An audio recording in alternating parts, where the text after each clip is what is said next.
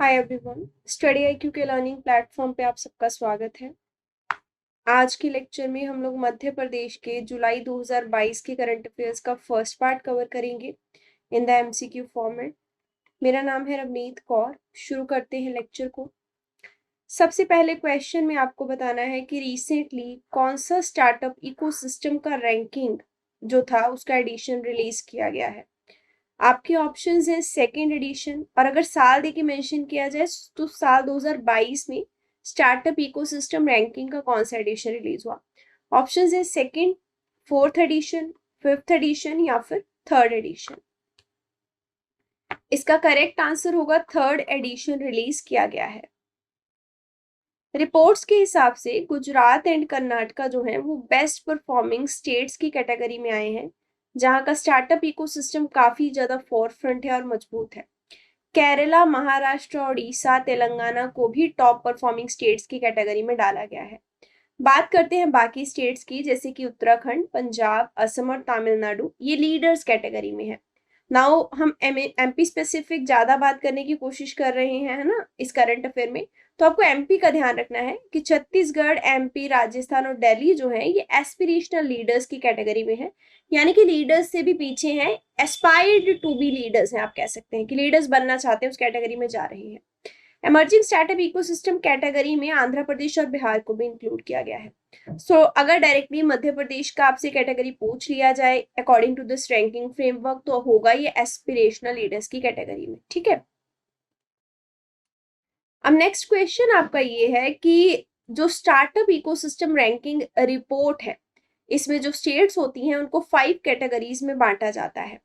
तो ये कितने सेक्टर्स के स्टार्टअप रिफॉर्म्स को देखते हुए 5 कैटेगरीज बनाई गई हैं, जिसके बेस पे ये रैंकिंग रिपोर्ट जारी की जाती है, ये आपको बताना है। आपके ऑप्शंस हैं 4 sector based, 8 sectors based, 7 sector से रिलेटेड रिफॉर्म देखे जाते हैं या फिर 6 सेक्टर से रिलेटेड रिफॉर्म देखे जाते हैं। सो इसका करेक्ट आंसर होगा 7 सेक्टर्स जो हैं उनके रिलेटेड स्टार्टअप रिफॉर्म्स देखे जाते हैं, फिर उस अकॉर्डिंग रिपोर्ट तैयार होती है। रिपोर्ट में 5 कैटेगरीज होती हैं, जैसे कि वो कैटेगरीज हमने पीछे देखी, लीडर्स, एस्पिरेशनल लीडर्स, ऐसे टाइप की। नेक्स्ट क्वेश्चन है आपका मध्य प्रदेश स्पेसिफिक ही इसी रैंकिंग फ्रेमवर्क के बेस पे। ये थर्ड एडिशन है स्टार्टअप इकोसिस्टम रैंकिंग का। मध्य प्रदेश को कौन से लीडर्स की कैटेगरी में डाला गया है in this third edition of startup ecosystem ranking. First question के एक्सप्लेनेशन में मैंने आपको अभी अभी इसका आंसर भी बताया है। आपके ऑप्शंस हैं aspirational, best performers, top performers या फिर इमर्जिंग स्टार्टअप।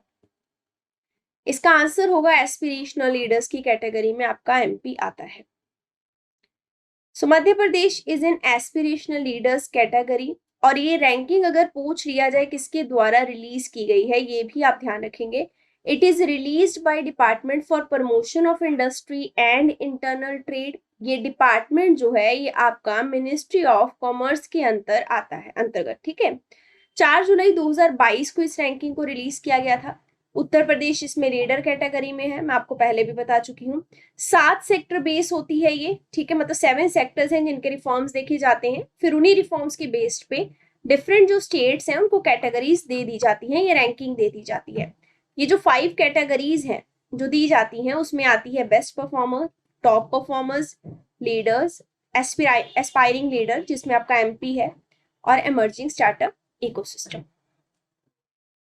नेक्स्ट क्वेश्चन है 4 जुलाई 2022 को ग्रैंड मास्टर अनुराग महामल की लीडरशिप में कौन से नंबर की चेस ओलंपियाड जो है वो टीटी नगर स्टेडियम भोपाल में पहुंची। ऑप्शंस हैं 45th chess olympiad, 43rd chess olympiad, 42nd chess olympiad या फिर 44th चेस ओलंपियाड। इसका आंसर होगा 44th chess olympiad. Grand master Anurag Mahamal की लीडरशिप में थी, ध्यान रखेंगे ये चीज। So TT Nagar stadium Bhopal में है, लोकेशन आपको समझ लगी एक तरीके से। Sports and youth welfare minister MP के हैं यशोधरा राजे सिंधिया, इन्होंने इस चीज का वेलकम किया जो ओलंपियाड पहुंची थी। ये जो टॉर्च है इसको लॉन्च किया गया था प्राइम मिनिस्टर नरेंद्र मोदी के द्वारा। ये लॉन्च कहाँ से हुई थी, ये हुई थी दिल्ली के इंदिरा गांधी स्टेडियम से। 19 जून को इसको लॉन्च किया गया था और ये भोपाल के टीटी नगर स्टेडियम में अभी पहुंची थी 4 जुलाई को। चेस ओलंपियाड की अगर मैं बात करूं तो पहली बार पूरे भारत में ये ओलंपियाड आपकी कंडक्ट की गई है। This is very important point. 2000 players हैं फ्रॉम द 187 कंट्रीज जो इसमें पार्टिसिपेट करेंगे। 28 जुलाई 2022 से 10 अगस्त 2022 तक ये चली है। अब इसका वेन्यू पक्का पूछा जा सकता है कि चेस ओलंपियाड कहाँ पे कंडक्ट हुई, कितने कंट्रीज ने पार्टिसिपेट किया था। सो 187 कंट्रीज हैज पार्टिसिपेटेड और ये कंडक्ट हुई थी इन द महाबलीपुरम, जो कि आपका तमिलनाडु में है। चेस ओलंपियाड की जो टॉर्च है वो मेजर लोकेशंस में मतलब ट्रेवल करी है इन द मध्य प्रदेश, जैसे कि उज्जैन में गई, इंदौर में गई, भोपाल में, सांची में और फिर ग्वालियर में। उसके बाद मध्य प्रदेश के इन प्लेसेस से ये ओलंपियाड टॉर्च होते हुए कहाँ पहुंची, दिल्ली के लिए। दोबारा फिर दिल्ली जाना था इसको, ठीक है। तो ये चेस ओलंपियाड की टॉर्च है जो सिंबलाइज करती है कि पहली बार पूरे भारत में चेस ओलंपियाड कंडक्ट हो रहा है, जो कि अब कंक्लूड हो चुका है in the Tamil Nadu. This is again important question. आपको बताना है कि दिसंबर 1 2022 से 30 नवंबर 2023 तक ऐसी कौन सी ग्रुपिंग है, इंटरनेशनल ग्रुपिंग है, जिसको इंडिया चेयर करेगा। India will be the chairman. आपके ऑप्शंस हैं एशियान, G20, G7 या फिर ब्रिक्स। इसका करेक्ट आंसर होगा G20। G20 को चेयर करेगा इंडिया फ्रॉम दिसंबर 1 2022 टू नवंबर 30 2023। अब देखिए ये एमपी स्पेसिफिक न्यूज क्यों है, ये मैं आपको बता देती हूँ। मध्य प्रदेश में G20 ग्रुप मीटिंग्स को लेके कोऑर्डिनेशन कमेटी कॉन्स्टिट्यूट की गई। सो ये जो कोऑर्डिनेशन कमेटी है इसके चेयरमैन जो है वो चीफ सेक्रेटरी हैं for the hospitality accommodation and security arrangement. यानी कि इंटरनेशनल जो भी पार्टिसिपेंट आएंगे वो एमपी के स्टेट को अगर विजिट करते हैं तो उसके लिए किस तरीके से अरेंजमेंट किए जाएंगे, इसलिए ये कमेटी संगठित की गई है। G20 की जो ग्रुप मीटिंग्स हैं वो 2 सिटीज में होंगी मध्य प्रदेश के, एक इंदौर में, एक भोपाल में। यहीं पे ये कॉन्स्टिट्यूशन किया गया है इस कोऑर्डिनेशन कमेटी का। इसमें additional chief secretary general administration, home, principal secretary industry policy and promotion, chief executive officer Atal Bihari Vajpayee institute of good governance and policy analysis Bhopal, जो कि यहाँ पे लोकेटेड आपका ये इंस्टीट्यूट, ये सब इस कमेटी के मेंबर्स बने हैं। यहाँ के पूरे मेंबर्स जो हैं वो इस कमेटी में पार्टिसिपेंट थे। प्रिंसिपल सेक्रेटरी टूरिज्म जो है इनको मेंबर सेक्रेटरी और नोडल ऑफिसर बनाया गया है इस कमेटी का। इंडिया जो है G20 की ग्रुपिंग को चेयर करने जा रहा है, which is a proud movement. और इसी के अंतर्गत में कोऑर्डिनेशन कमेटी बनेगी so that we can bring the good hospitality to the members of G20 group, जो भी विजिट करेंगे, जो भी पार्टिसिपेंट होंगे। 190 से ज्यादा मीटिंग्स जो हैं वो पूरे इंडिया में अभी तक कंडक्ट की जा रही हैं एट अ डिफरेंट प्लेसेस, ताकि हर जगह पे कोऑर्डिनेशन कमेटीज बनाई जा सके। Next question is about state election commission. आपको बताना है स्टेट इलेक्शन कमीशन के कॉन्टेक्स्ट में इनमें से कौन सी स्टेटमेंट करेक्ट है। फर्स्ट ऑप्शन है कि कॉन्स्टिट्यूशन ऑफ इंडिया में स्टेट इलेक्शन कमीशन के बारे में जिक्र किया गया है, जिसमें कि स्टेट इलेक्शन कमिश्नर हेड होंगे और ये पर्टिकुलरली पंचायत और म्यूनिसिपैलिटी के इलेक्शंस को सुप्रिंटेंडेंट करेंगे, डायरेक्ट करेंगे और कंट्रोल करेंगे। उसके रिलेटेड जो भी इलेक्टोरल रोल्स प्रिपेयर करने हैं, इलेक्शंस को कंडक्ट करना है, उसकी सारी रिस्पॉन्सिबिलिटी स्टेट इलेक्शन कमीशन की होगी। और रिस्पॉन्सिबल मेनली कौन होंगे, स्टेट इलेक्शन कमिश्नर। इसके लिए आर्टिकल भी मेंशन किए गए हैं कि 243K और 243ZA जो है वो स्टेट इलेक्शन कमीशन का जिक्र करता है। और ये आपका जो फर्स्ट पॉइंट है वो करेक्ट है। सेकंड है state election commissioner is appointed by the governor. ये भी करेक्ट है, इनका अपॉइंटमेंट गवर्नर करते हैं, प्रेसिडेंट नहीं करते हैं, ये ध्यान रखेंगे। जो इलेक्शन कमीशन है हमारा इंडिया का, उसमें अपॉइंटमेंट प्रेसिडेंट करते हैं। स्टेट इलेक्शन कमीशन का स्टेटस सेम होता है जैसे इलेक्शन कमीशन का होता है। This is also correct in terms of power, सारा कुछ वही कर मतलब सेम रहता है दोनों में, ठीक है। सो आपका जो आंसर होगा करेक्ट वो होगा ऑल ऑफ द अबव। एक और चीज ध्यान रखेंगे, जब इस टाइप का क्वेश्चन आता है तो फर्स्ट स्टेटमेंट जैसे करेक्ट थी, जरूरी है कि नीचे वाली स्टेटमेंट्स में आप पक्का एक बार देख लीजिए कि ऑल ऑफ द अबव तो नहीं लिखा है। जैसे यहाँ पे फोर्थ में लिखा था ऑल ऑफ द अबव, तो आपको सारी स्टेटमेंट्स पढ़नी पड़ेंगी। अदरवाइज अगर यहाँ कोई और ऑप्शन होता तो आपको सारी स्टेटमेंट्स नहीं पढ़नी पड़ती, केवल यही आंसर हो जाता। पर ऑल ऑफ द अबव अगर दिया है तो चांसेस होते हैं कि ये भी आंसर हो सकता है, तो हर एक ऑप्शन आपको पढ़ना पड़ेगा। सो इसका जो करेक्ट आंसर होगा वो होगा ऑप्शन नंबर 4। अब देखिए state election commission was in news, particularly Madhya Pradesh में ये न्यूज में था। इन्होंने इलेक्ट्रॉनिक वोटिंग मशीन की मेंटेनेंस को इलेक्शन में किस तरीके से यूज करना है उसके रिगार्डिंग इंस्ट्रक्शंस जारी की थी। सेक्रेटरी जो है स्टेट इलेक्शन कमीशन के, ध्यान रखेंगे, राकेश सिंह। इन्होंने ये इंस्ट्रक्शन जारी की थी कि इलेक्ट्रॉनिक वोटिंग मशीन जो है उनको कलेक्टर्स को और डिस्ट्रिक्ट इलेक्शन ऑफिसर्स को डिस्ट्रीब्यूट कर दिया जाएगा। इनका मेंटेनेंस कैसे होगा वोटिंग मशीन का आफ्टर द काउंटिंग, ये भी डायरेक्शन में जारी किया गया, ताकि जो भी म्यूनिसिपैलिटी और पंचायत के इलेक्शन मध्य प्रदेश में हुए वो फेयर, फियरलेस और ट्रांसपेरेंट मैनर में कंडक्ट हो सके। अब हम देखते हैं कि स्टेट इलेक्शन कमीशन को बनाने की रिक्वायरमेंट क्यों थी।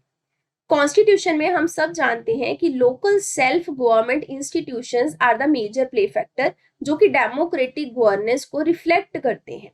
सो लोकल सेल्फ गवर्नमेंट इंस्टीट्यूशंस में जो भी मेंटेनेंस चलता है या जिस तरीके से वो फंक्शनिंग करते हैं, it is the responsibility of states.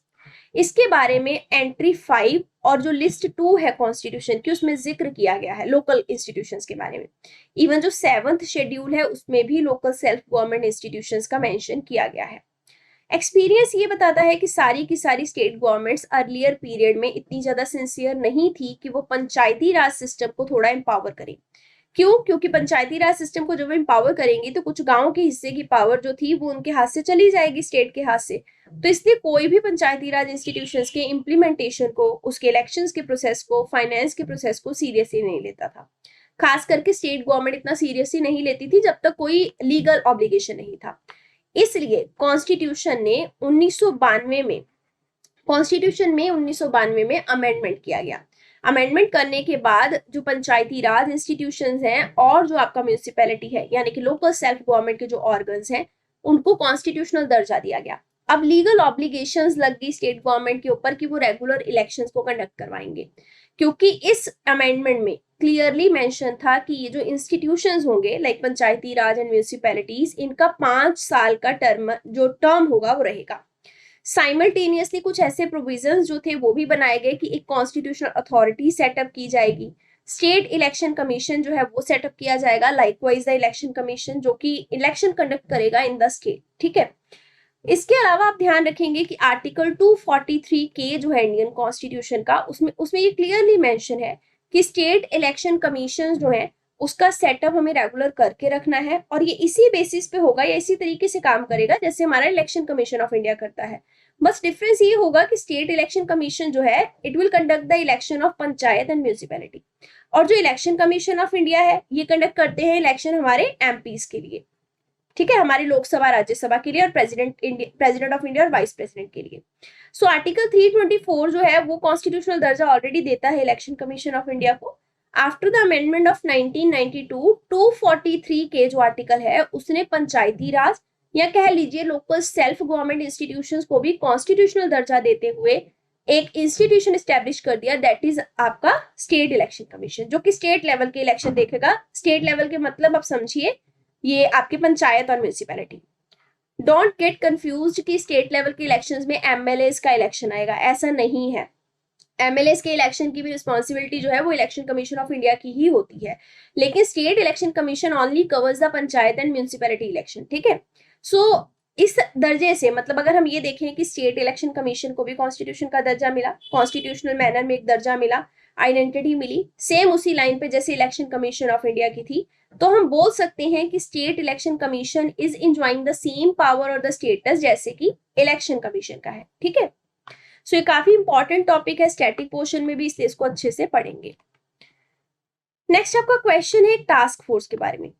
एक टास्क फोर्स के द्वारा चीफ मिनिस्टर को रिसेंटली रिपोर्ट सबमिट की गई है, और ये जो रिपोर्ट है हेल्थ से पर्टिकुलरली रिलेटेड है। इसमें कितने चैप्टर्स हैं ये आपको बताना है। आपके ऑप्शंस हैं 4 चैप्टर्स, 8 चैप्टर्स, 7 चैप्टर्स या फिर 6 चैप्टर्स। इसका जो करेक्ट आंसर होगा वो होगा 7 चैप्टर्स हैं इस टास्क फोर्स की सबमिट की हुई रिपोर्ट में। Next question is about the maternal mortality rate that is in Madhya Pradesh, जो कि डिक्लाइन हो रहा है। हम एमपी स्पेसिफिक ही बात करेंगे एमएमआर की, तो क्वेश्चन बस यही है कि डिक्लाइनिंग जो चल रहा है MMR that is maternal mortality rate, वो कितने % पे चल रहा है। नेशनल एवरेज में मैटरनल मोर्टेलिटी रेट आपका है 7.5%। मध्य प्रदेश में ये कितने रेट पे डिक्लाइन हो रहा है, कितने % पे, ये आपको बताना है। आपके ऑप्शंस है 5.5% पे डिक्लाइन हो रहा है, 5.8% पे डिक्लाइन हो रहा है, 5.7% पे, या फिर 5.2% पे। इसका जो करेक्ट आंसर होगा वो होगा 5.8% पे maternal mortality rate in the Madhya Pradesh is declining. ठीक है, सो टास्क फोर्स ने अपनी रिपोर्ट को सबमिट कर दिया है चीफ मिनिस्टर को। गवर्नमेंट ऑफ मध्य प्रदेश जो है उस आपको ध्यान रखना है कि ये प्राइम मिनिस्टर की इकोनॉमिक एडवाइजरी काउंसिल में पार्टिसिपेंट गवर्नमेंट थी रिसेंटली, वहीं पे ये टास्क फोर्स सबमिट की गई। टास्क फोर्स को कॉन्स्टिट्यूट किया गया था जनवरी में और इसके चेयरपर्सन थे शमिका रवि। टास्क फोर्स ने अपनी जो रिपोर्ट है उसको 30 जून को शेड्यूल्ड पीरियड पे ही सबमिट किया। कुछ रिकमेंडेशंस इसमें पर्टिकुलरली दी गई हैं, जैसे कि और किस तरीके से जो मोर्टेलिटी रेट है माओ का और बच्चों का, नवजात शिशुओं का, वो हम कम कर सकते हैं। नीति आयोग ने मध्य प्रदेश को गुड परफॉर्मिंग स्टेट्स की कैटेगरी में रखा था in the sustainable development goal India index report. इस लाइन से आपको क्या समझ लगता है कि एसडीजी इंडिया इंडेक्स रिपोर्ट को जारी कौन करता है? नीति आयोग। तो Madhya Pradesh is already in good state जब हम इसकी परफॉर्मेंस की बात करते हैं एसडीजी इंडिया इंडेक्स में। तो इसका मतलब ये हुआ कि सस्टेनेबल डेवलपमेंट गोल्स को अचीव करने के लिए मध्य प्रदेश गवर्नमेंट बहुत अच्छा काम कर रही है। इसी सस्टेनेबल डेवलपमेंट गोल में आपका एक गोल है हेल्थ, जैसे कि इसमें आपका गोल है पॉवर्टी को जीरो करना, हंगर खत्म करना, ऐसे ही गोल है हेल्थ को अच्छा करना। तो ये जो सस्टेनेबल डेवलपमेंट गोल है हेल्थ का, इसके रिगार्डिंग आपकी ये टास्क फोर्स थी जिसने अपनी रिपोर्ट सबमिट करी। और हेल्थ के फैक्टर में इस रिपोर्ट में बताया गया कि मध्य प्रदेश अच्छा काम कर रहा है when we compare it with the other states. ठीक है, क्योंकि यहाँ पे बहुत अच्छे अच्छे इनिशिएटिव्स लिए गए, स्पेशली जैसे ये टास्क फोर्स खास करके हेल्थ सेक्टर के लिए बनाई गई थी। जो रिपोर्ट है उसमें 7 चैप्टर्स हैं। इसमें बताया गया रिपोर्ट में कि न्यूट्रिशन का रोल क्या है मध्य प्रदेश में, हेल्थ के डाटा को कैसे मॉनिटर किया जाता है, हेल्थ केयर या फिर उसके रिसोर्सेज की स्टडी के क्या बेनिफिट होते हैं, इन्फेंट और मदर का इंप्रूवमेंट कैसे किया जा सकता है, हेल्थ को कैसे और इम्प्रूव किया जा सकता है मध्य प्रदेश में। सो ये सारे फैक्टर्स इस रिपोर्ट ने डिस्कस किए हैं।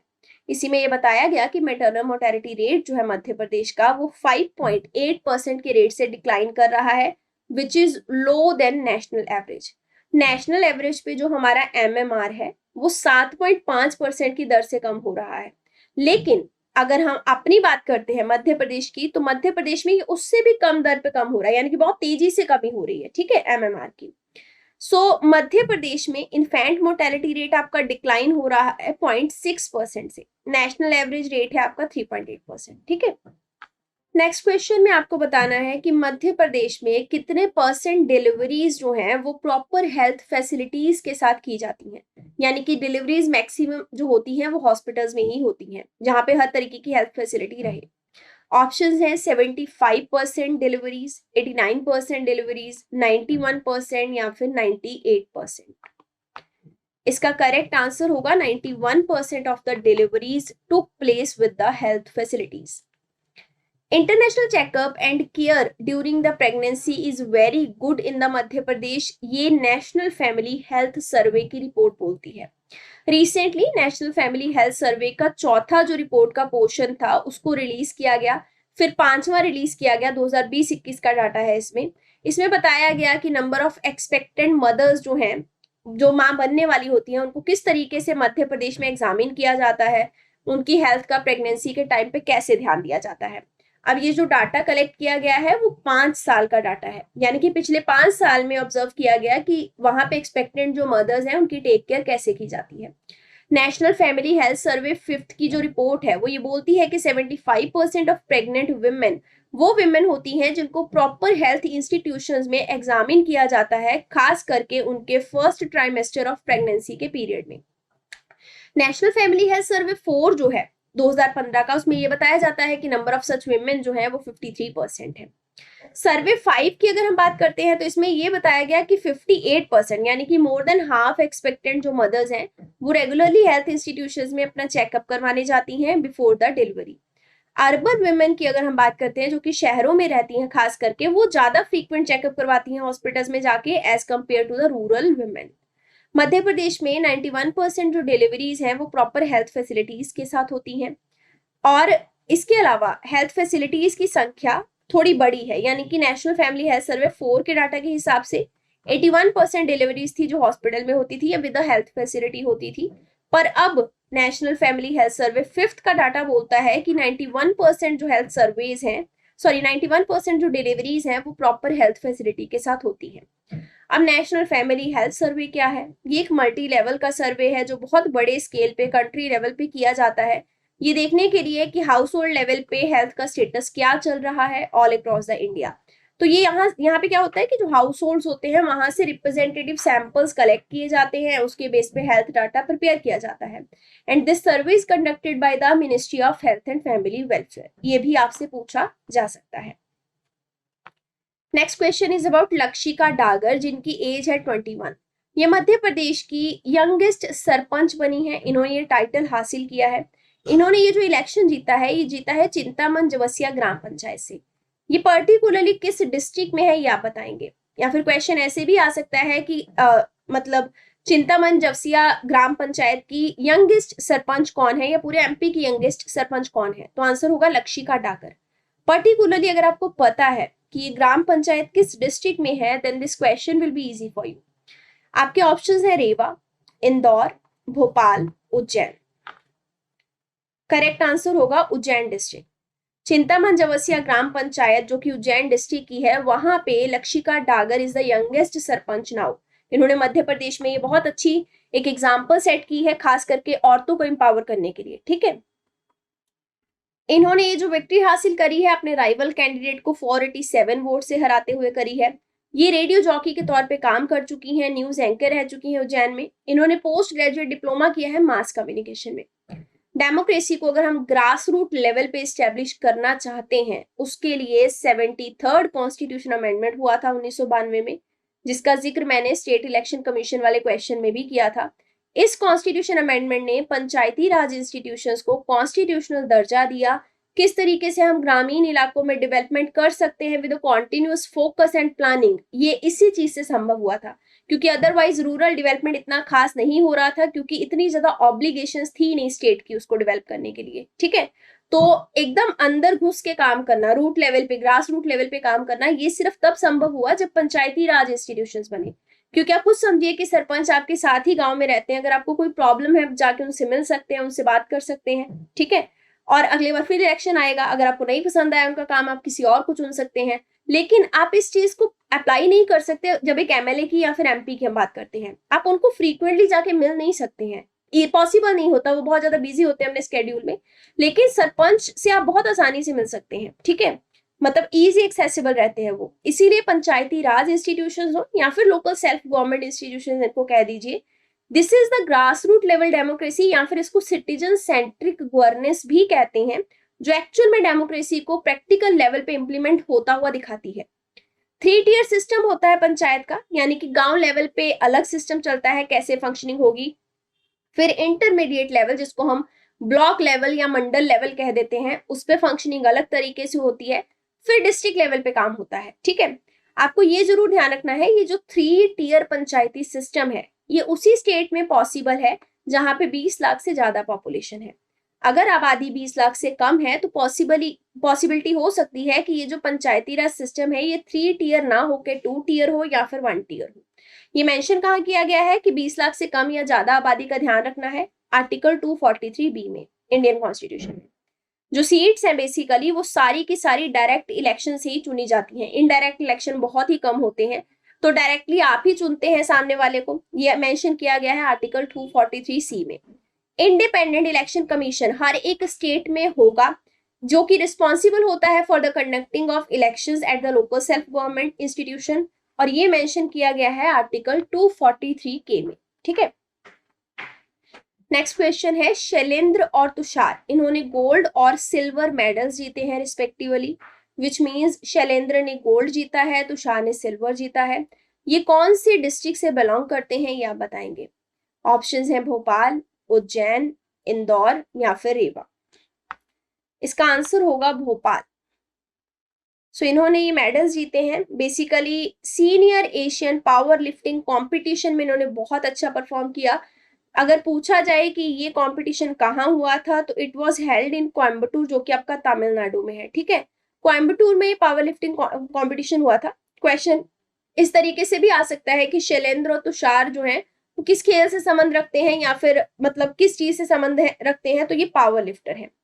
इन्होंने गोल्ड और सिल्वर मेडल जीता in the senior Asian power lifting competition. Next question में आपको बताना है कि पूरे देश भर में मध्य प्रदेश कौन से नंबर का ऐसा राज्य बना है जिसने 1 अक्टूबर 2021 को एक टारगेट कंप्लीट किया, और वो टारगेट ये था कि इंटीग्रेटेड हेल्थ इंफॉर्मेशन प्लेटफॉर्म जो प्रोग्राम था उसकी इम्प्लीमेंटेशन के फेज में इन्होंने इस प्रोसेस को पूरा पेपरलेस कर दिया। इसमें एक भी कागज का यूज नहीं हुआ है। तो आप बताएंगे कि कौन सा राज्य बना है एमपी ये चीज करने वाला। ऑप्शन है चौथे नंबर का, तीसरे नंबर का, दूसरे नंबर का, या फिर पहले नंबर का। इसका करेक्ट आंसर होगा first. Madhya Pradesh is the first state in the country जिन्होंने integrated health information platform program की इंप्लीमेंटेशन के प्रोसेस को कंप्लीटली पेपरलेस किया और इस चीज को टारगेट किया। ठीक है। Madhya Pradesh was honoured at the national level क्योंकि इन्होंने बहुत आउटस्टैंडिंग काम किया है for the integrated disease surveillance program implementation as well as for the implementation of integrated health information platform. ये जो प्लेटफॉर्म्स हैं बेसिकली इनका मेन टारगेट यही है कि किस तरीके से हम इन्फेक्शियस जो बीमारियां होती हैं उनकी इंफॉर्मेशन को ऑब्टेन करके कलेक्ट करके उस बीमारियों को कंट्रोल कर सकते हैं और प्रिवेंट कर सकते हैं। Madhya Pradesh is the first state in the country जिन्होंने कंप्लीटली पेपरलेस प्रोसेस किया, और ये पेपरलेस प्रोसेस आपका इस प्लेटफॉर्म के लिए था, इंटीग्रेटेड हेल्थ इंफॉर्मेशन प्लेटफॉर्म, ना कि इसके लिए। ये जरूर ध्यान रखेंगे। ठीक है। और ये इंटीग्रेटेड हेल्थ इंफॉर्मेशन प्लेटफॉर्म नाम से ही क्लियर है कि बहुत कलेक्टिव मैनर में यहाँ पे एक पोर्टल रहेगा जहाँ पे हेल्थ की सारी इंफॉर्मेशन जो है वो अवेलेबल रहेगी, ताकि हम समझ सके बीमारियों की गणना को, बीमारी किस तरीके से वर्क करती है, किस तरीके से इसको कंट्रोल कर सकते हैं या फिर इसके स्प्रेड को रोक सकते हैं। ठीक है। तो ये जो प्लेटफॉर्म्स वगैरह बन रहे हैं ना हेल्थ के रिलेटेड कलेक्शन के लिए डाटा के, ये इसीलिए बन रहे हैं क्योंकि पैंडेमिक ने खास करके ये चीज दिखाई है सबको कि हमें डाटा जो भी होता है हेल्थ रिलेटेड सेक्टर का उसको कलेक्ट करके प्रोसेस करते रहना होता है, समझते रहना होता है, क्योंकि कोई भी कॉम्प्लेक्सिटी, अब कोविड आया था, हो सकता है आगे चल के कोई एक और कॉम्प्लेक्सिटी हमारे सामने आ जाए, तो हमें पहले ही प्रिपेयर रहना होगा। इस चीज के लिए ये प्लेटफॉर्म्स बनाए गए हैं मेनली। नेक्स्ट क्वेश्चन है कि काउंसिल ऑफ मिनिस्टर्स की एक मीटिंग हुई थी, उसमें ये अप्रूव किया गया है कि चीफ मिनिस्टर वॉलंटरी जो ग्रांट आइटम है उसकी एनुअल लिमिट को बढ़ा दिया जाएगा। साल 2022-23 के लिए इस लिमिट को कितने करोड़ रुपए किया गया है ये आप बताएंगे। पहले जो chief minister voluntary grant item की एनुअल लिमिट थी वो 150 करोड़ थी। अब कितनी है? ऑप्शन है 180 करोड़, 200 करोड़, 190 करोड़, या फिर 250 करोड़। ये हम सालाना बात कर रहे हैं, ईयरली, ये ध्यान रखेंगे। ठीक है। सो 200 करोड़ है limit chief minister voluntary grant item की फॉर द फाइनेंशियल ईयर 22-23। ठीक है। नेक्स्ट क्वेश्चन है कि काउंसिल ऑफ मिनिस्टर्स के द्वारा रूरल टेक्नोलॉजी पार्क को सेटअप करने का रिसेंटली जो अप्रूवल दिया गया है वो कहाँ पे सेटअप किया जाएगा? This is very important question. आपके ऑप्शंस हैं मोरेना, रेवा, ग्वालियर, या फिर भोपाल। इसका जो करेक्ट आंसर हो जाएगा वो हो जाएगा मोरेना। मोरेना में रूरल टेक्नोलॉजी का जो पार्क है उसको सेटअप किया जाएगा। काउंसिल ऑफ मिनिस्टर ने बेसिकली डिसाइड किया है कि MLA area development fund scheme जो है उसको भी इंक्रीज कर दिया जाएगा। पहले 1.85 करोड़ दिए जाते थे, अब दिए जाएंगे 2.50 करोड़। इसके अलावा एमएलए वॉलंटियर ग्रांट स्कीम जो है पहले उसके लिए 15 लाख दिए जाते थे, अब 50 लाख दिए जाएंगे। काउंसिल ऑफ मिनिस्टर्स के द्वारा 100 MBBS की जो सीट्स है उनको बुद्धि तहसील सिहोर डिस्ट्रिक्ट में अप्रूव कर दिया गया है। इसके अलावा एक मेडिकल कॉलेज भी सेटअप किया जाएगा जहां पे अच्छी एडमिशन कैपेसिटी रहेगी। 500 बेड एफिलिएटेड हॉस्पिटल सेटअप किए जाएंगे। नर्सिंग कॉलेज को सेटअप किया जाएगा जहां पे 60 सीट एडमिशन की कैपेसिटी रहेगी। कुछ पैरामेडिकल कॉलेज भी सेटअप किए जाएंगे। So basically health sector related बहुत सारे इनिशिएटिव अलग से अप्रूव किए गए हैं। इसके अलावा अंडर ग्रेजुएट जो कोर्सेज चल रहे हैं मेडिकल कॉलेज उज्जैन में, वहां पे भी नंबर ऑफ सीट्स को इंक्रीज किया गया है। इसके लिए चीफ मिनिस्टर ने अपना इन प्रिंसिपल कंसेंट दे दिया है। नेक्स्ट क्वेश्चन में आपको बताना है कि किस कमेटी की रिकमेंडेशन से काउंसिल ऑफ मिनिस्टर ने ये डिसाइड किया है कि स्टेट स्टैटिस्टिकल कमीशन को भी स्टैब्लिश किया जाएगा। जिस तरीके से नेशनल स्टैटिस्टिकल कमीशन है उसी दर्जे पे ये स्टैब्लिश होगा। आपके ऑप्शंस हैं Kaleskar task force committee, Kundu task force committee, Kudgam task force committee, या फिर Gadgil task force committee. And this is also important question. इसका आंसर होगा कुंदू टास्क फोर्स कमेटी, जिन्होंने स्टेट स्टैटिस्टिकल कमीशन के एस्टेब्लिशमेंट को लेके घोषणा जो है वो जारी की है। कुंदू टास्क फोर्स जो है इसको कॉन्स्टिट्यूट किया गया था इसी चीज के लिए कि किस तरीके से हम मध्य प्रदेश का स्टैटिस्टिकल जो सिस्टम है उसे मजबूत बना सकते हैं। कमीशन को हेड किया था एमिनेंट स्टैटिस्टिकल एक्सपर्ट ने, जिनको 20 साल का एक्सपीरियंस था स्टैटिस्टिक्स के ही फील्ड में। कमीशन में जो एक मेंबर है उनको स्टेट गवर्नमेंट नॉमिनेट करेगी। मैक्सिमम 6 मेंबर जो है वो स्पेशल इन्वाइटी होंगे एज अ सब्जेक्ट एक्सपर्ट। सो इसी के साथ हमारा ये लेक्चर खत्म होता है। अगर आपकी कोई क्वेरी है तो आप इन कॉन्टेक्ट नंबर्स पे कॉन्टेक्ट कर सकते हैं। पढ़ते रहिए। All the best. Thank you very much.